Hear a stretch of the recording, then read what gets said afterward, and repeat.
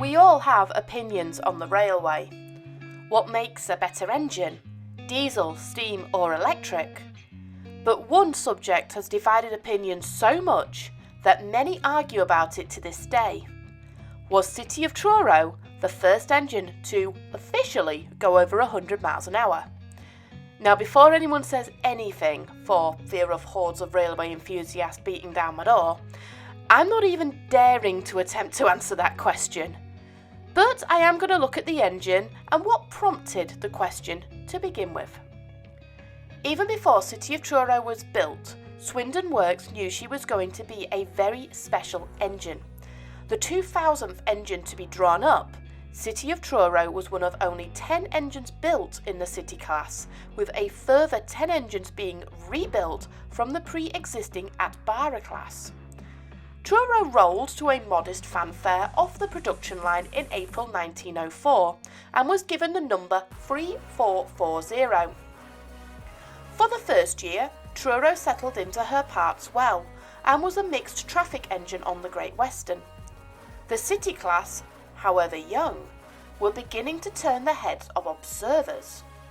No single engine class had broken through the infamous 100-mile-an-hour barrier yet, and while many engines had come close, the City class seemed to be the closest yet.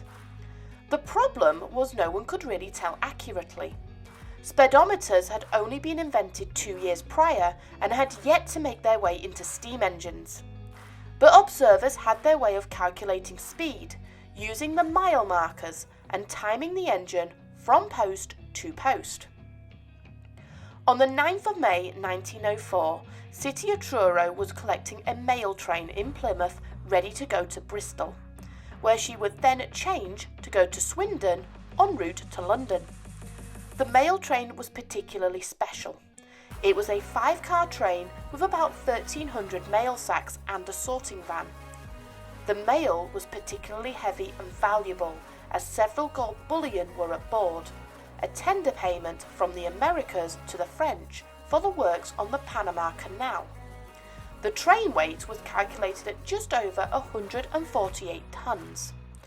While the train did not normally carry passengers, Charles Roose Martin was allowed to board with the Great Western Railway's permission. Charles was a journalist, but also an avid observer and timekeeper. He loved all things railway and helped write the monthly railway magazine and travelled over 40,000 miles all around the network making reviews. Both him and the Great Western were keen to see just what City of Truro could do and knew this run would be the perfect opportunity to open up that regulator. Charles averaged speed about 62 miles an hour, giving the engine a good 2-hour run before it arrived in London. When the train came out of the Whitehall Tunnel heading towards Wellington, the downward slope of the track gave the driver and the fireman all they needed. They flung open the regulator and charged down the hill. It wasn't a long section, but Charles had timed everything to perfection. By the time the train slowed, the calculations were done, and Charles referred to the run as the record of all records, as for the first time in history, man had travelled over 102 miles an hour. When writing his account on the Lightning Express, as he now called it, Charles never mentioned the speed the engine went.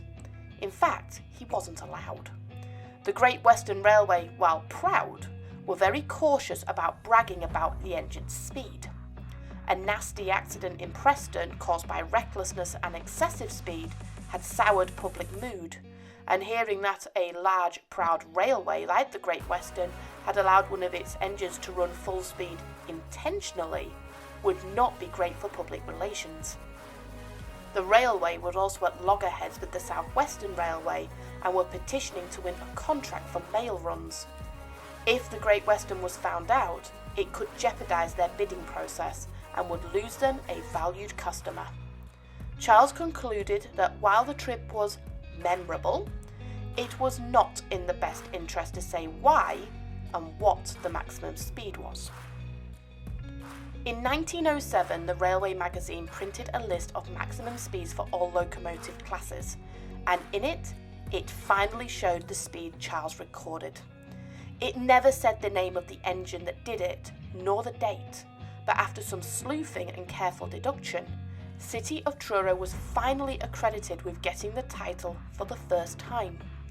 The Great Western Railway were forced to admit it was Truro a year later, the very month that Charles passed away.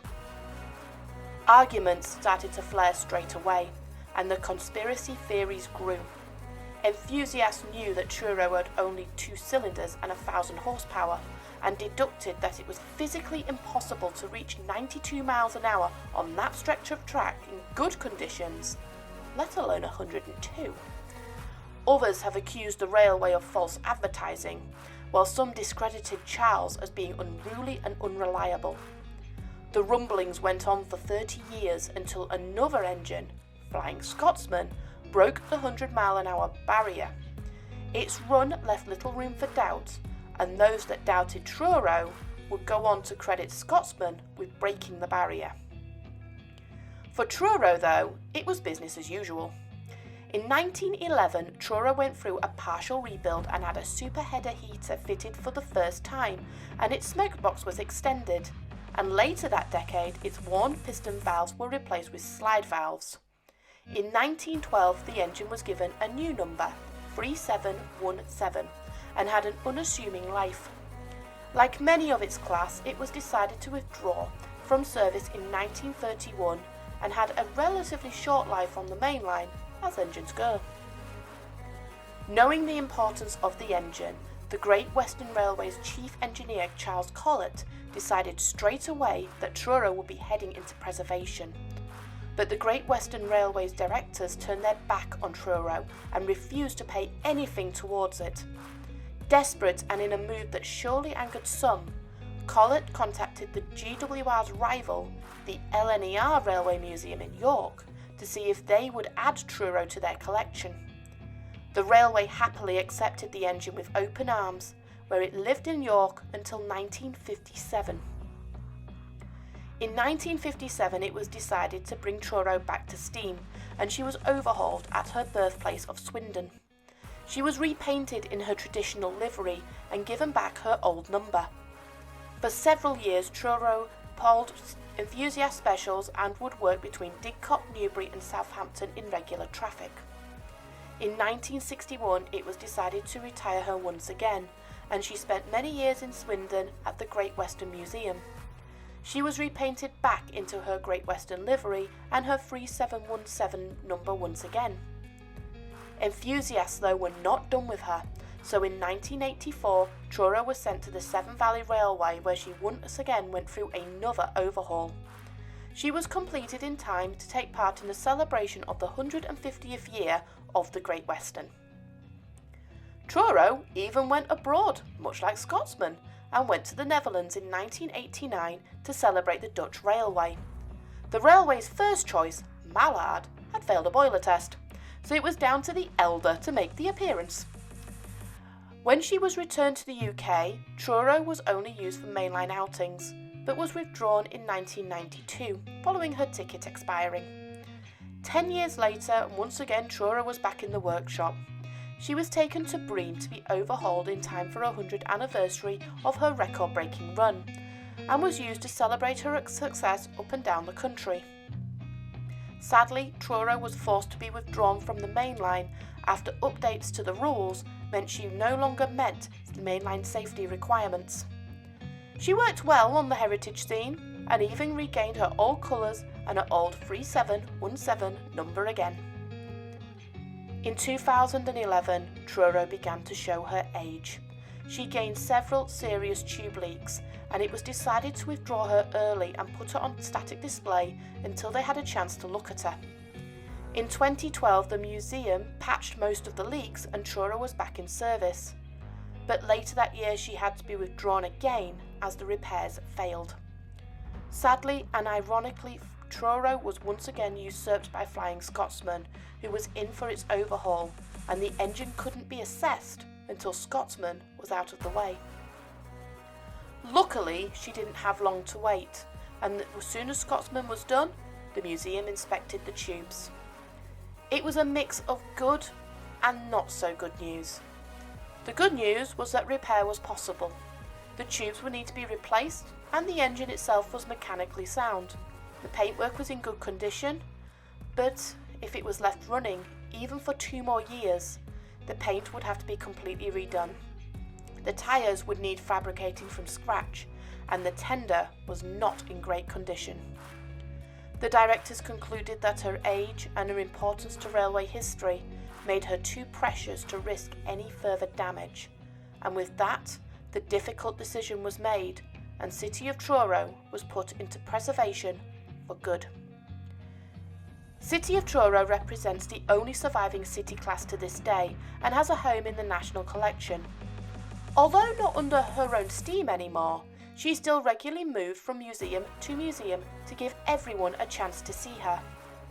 At the time of writing, City of Truro is currently in the National Railway Museum in York and is currently over the pit in the Great Hall, giving visitors a chance to see the engine's unseen inner workings and wheels in more detail.